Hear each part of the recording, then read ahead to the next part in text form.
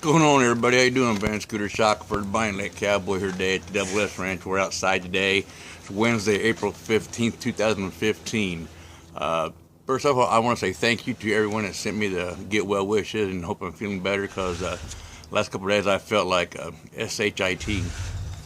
Didn't feel very good, guys. So I feel a little better today. I'm still not 100%. I feel a little better today. I'm not quite as hurt, sore, whatever you want to call it, but still not 100%, but I do feel better today. But thank you all again for your kind words and kind wishes.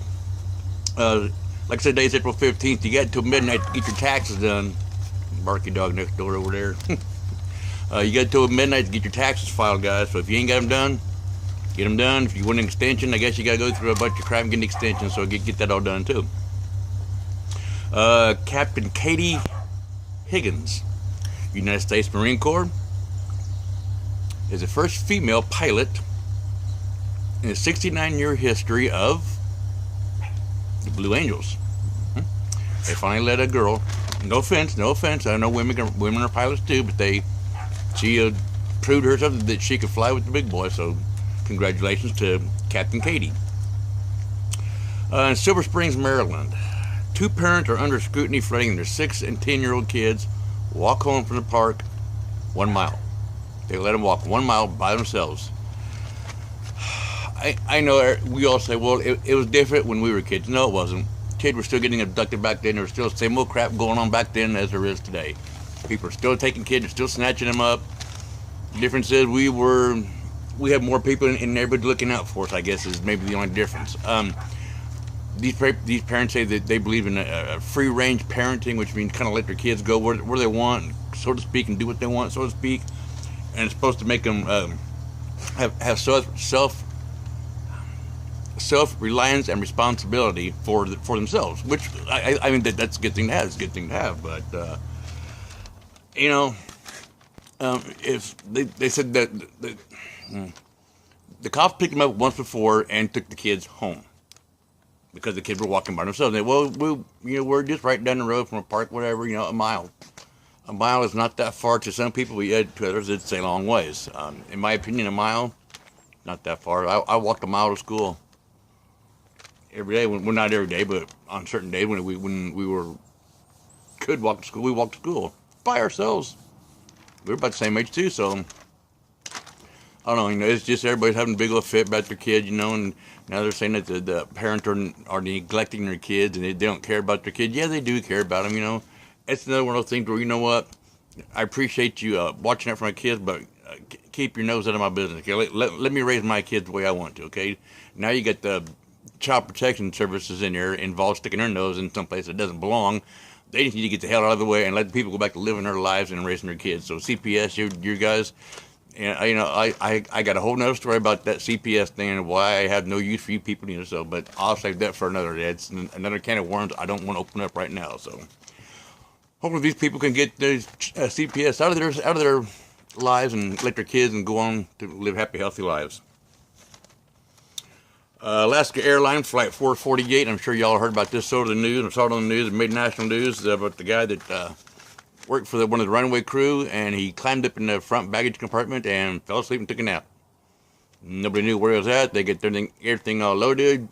Closed the compartment up, the airplane took off, and all of a sudden the pilots are hearing screaming and banging in their forward cargo hold, which happened to be pressurized and temperature controlled. They called for an emergency, turned around 15 minutes into the flight, turned around, landed the plane, the guy gets out of the plane. I don't know. I have no idea. I don't know if it made the national news or not, but I know I put some things out there on Facebook about the accident. It was on Angeline Road and Highway 410. At the first we thought there was just one person in there, and it turned up either was a husband and wife and their infant son was in there, so the 3 people lost their lives in there. So our sincere condolences and sympathies go out to the families for the people that lost it. This is you want to talk a freak accident. These people, they're probably, I don't know them, never met them before, but, they're probably good, gracious people, but I will say this. A friend of mine that works for the KISW studios, Taryn Daly, was good friends with these people. She knew them. And Taryn, we're so sorry for the loss of your friends. I know it's hard enough for the families to deal with it, and for you to deal with it too. So it's just a freak accident. It said these people are just at the wrong place at the wrong time. Pretty sure they didn't plan this, and that's. It probably would have been so bad to know other deaths had it happened a different way. To have a 60-ton piece of concrete or whatever it weighed on you, thousands of tons or whatever, just fall on top of your truck and just never saw it. One thing you're laughing, next thing nothing.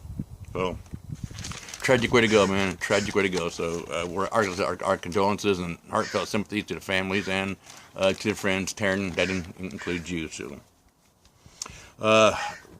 rhythm and blues singing legend Percy Sledge had a song "When a Man Loves a Woman." He died over the weekend. He was 74. His song "When a Man Loves a Woman" spent 13 weeks on the Billboard chart. He was honored with the Rhythm and Blues Foundation Career Achievement Award in 1989 and inducted to the Rock and Roll Hall of Fame in 2005. Ike Taylor, cornerback for the Pittsburgh Steelers, is retiring after 12 years with the Steelers. So if you're a Steeler fan, there's some news for you guys. Leonard Skinner, the band Leonard Skinner, where we all grew up with Skinner. Their drummer Bob Burns died Friday, April 10th. I'm sorry for the delay. I didn't know that till I read it a couple days ago. He was 64 years old. Driving down a curvy road they apparently was not familiar with, and I guess the road went left and he went right and hit a mailbox and a tree, and he was not wearing a seatbelt, and that kind of ended that. 2015 NFL schedule is out. It's going to be released on April 23rd, so we check your teams on that time, on that date, see who you're playing. My buddy my cousin Mitch Myers from Argenta, Illinois, said that the bald eagle is a symbol of the United States, which it is. And when they were voting on what bird to have for our national bird, the wild turkey lost by 1 vote. What Mitch is wanting to know is, if the turkey had won the vote, would there be a $10,000 fine and imprisonment for shooting a turkey? And would we be eating bald eagle for Thanksgiving? Well, Mitch, I can answer you this. It's better than a donkey as our national animal, because if it was that, we'd be eating a bunch of ass for Thanksgiving. Put that in your... I'd rather have a eagle than... rapper, actor, singer, whatever you want to call him, Ice-T, somehow is getting his own show on some network with his wife, Coco, whatever the hell her name is. They're calling it Ice and Coco. I guess their basis on the show is to give advice on marriage and staying together.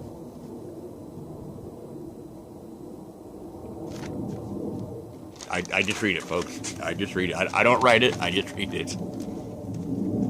Some thoughts for today. Changing my truck horn to gunshot wounds, or to sound the gunshot.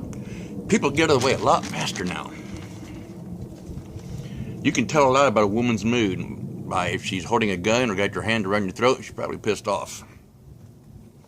The reason why I don't make plans for my days is because then the word premeditated gets thrown around in the courtroom. If people cannot write well, they cannot think well. If they cannot think well, others will do it for them. There's a company in Seattle. It's called Gravity. They process credit card payments. The CEO of the company, Dan Price, who also owns the company, is taking... well, anyway, Seattle's been having this war and debate over a minimum wage thing. The CEO, Dan Price, is taking the minimum wage for every worker, is setting their minimum wage at $70,000 a year. That includes everybody down to the lowest clerical worker will make $70,000 a year. 70 employees will go from $48,000 to $70,000 a year. And to help pay for this move that he's doing for his company and his employees, and how much he appreciates the work that they do, he's also cutting his personal salary from $1 million he is also going to get paid $70,000 a year. And that will be phased over the next 3 years for everybody in the company. So everybody there will make, the minimum will make $70,000 minimum. That's pretty damn good for minimum wage pay. I saw this morning, and I just had to write it down, and just, I don't know if everybody saw it or not, but the state of Louisiana has passed House Bill 195. This bill bans the use of cash in all second-hand transactions. Okay, so if you own like a second-hand store, or you're having a rummage sale or anything like that, hang on, I'll get to that. It'll explain more in a minute. The state representative Ricky Hardy, who is a co-author of the bill, claims that the bill targets the criminals who traffic the stolen goods. Also claims it is to be used as a tool for the police to use as leads on stolen property. Prohibiting using cash and secondhand dealers are, if you are having a garage sale or a rummage sale, flea markets, or if you're sellers of special items, and nonprofit places such as Goodwill will no longer to be able to do cash transactions.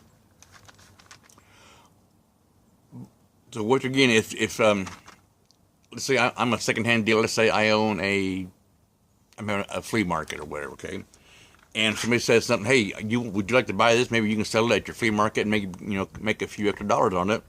Yeah, sure, I'll buy it from you, but before I buy it from this person, I need to have his name, his address, his driver's license number, and the plate number of his vehicle before I can purchase it.